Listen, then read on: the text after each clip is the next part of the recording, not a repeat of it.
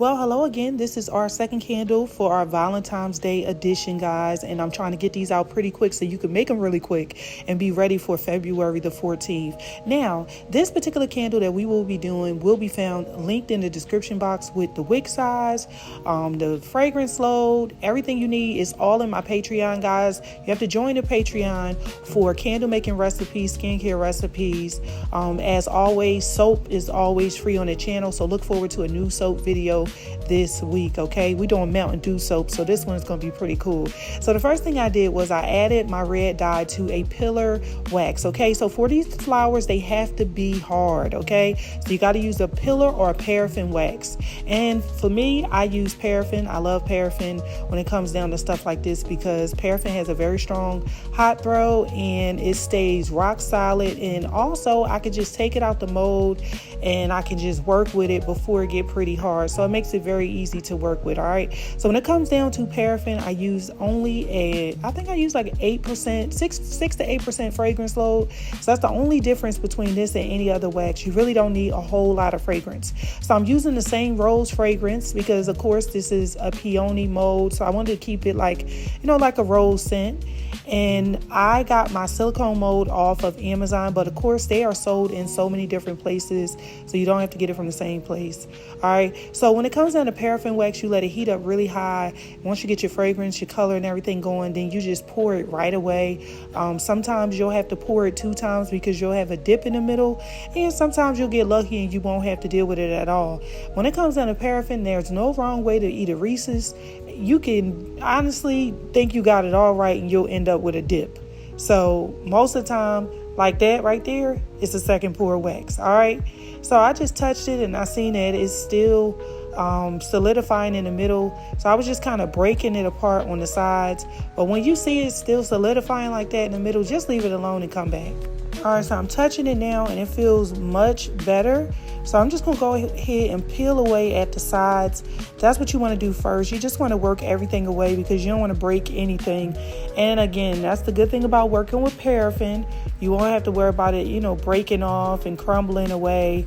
It's really easy to work with. And of course, I'm going to leave it in the Patreon. Don't even worry about it. I'm going to tell you exactly where to get your wax from. I'm going to tell you exactly the fragrance load, all of that.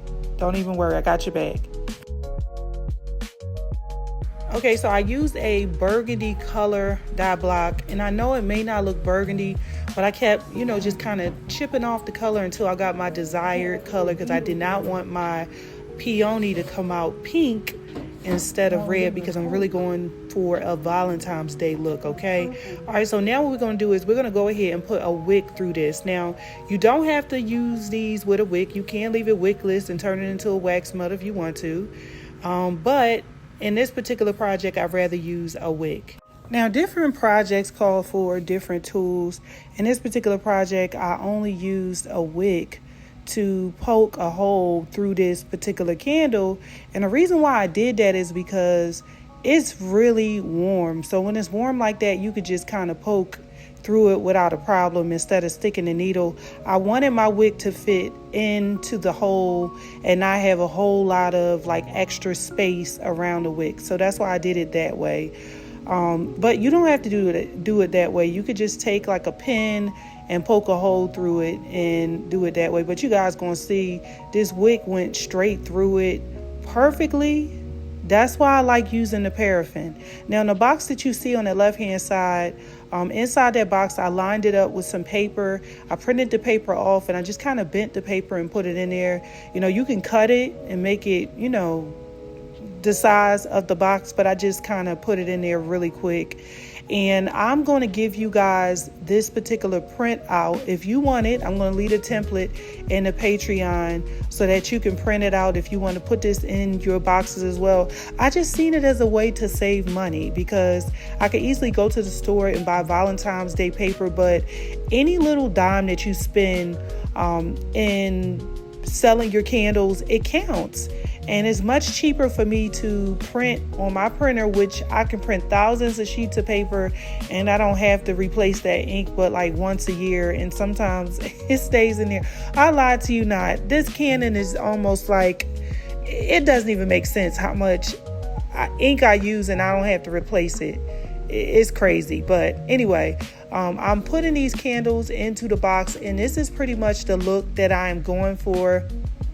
You know, just basically if I wanted to ship it off, I would take them, I would wrap them or whatever to protect them just in case they move around. And I would make sure, you know, they don't have too much space to move around and bounce around in the box. And I think when you put that shrink wrap on it, it's going to cause it to be a little bit more tighter.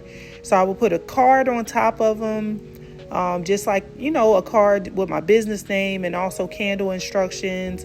I will put a warning label on the bottom. And also I would either give directions on trimming that wick on the top, because that little twist right there, I did that for aesthetic purposes, but it's really not something that I would advise anybody do, because it presents a very high flame. So, I mean, it's cute, but I wouldn't take it and send it to my customer like that, because that flame would probably scare the crap out of them. All right. So the paper right there, I'm going to put in the Patreon for you guys. And so you can cut it, cut it to get it where you want it to be, or you could just kind of bend it, whatever you want to do. I just bent it because I was like rushing. But anyway, I will try to see if I can get a box size. I'm not even gonna lie to you, I already had this box, so I used that. So you'll have to probably find some boxes on your own.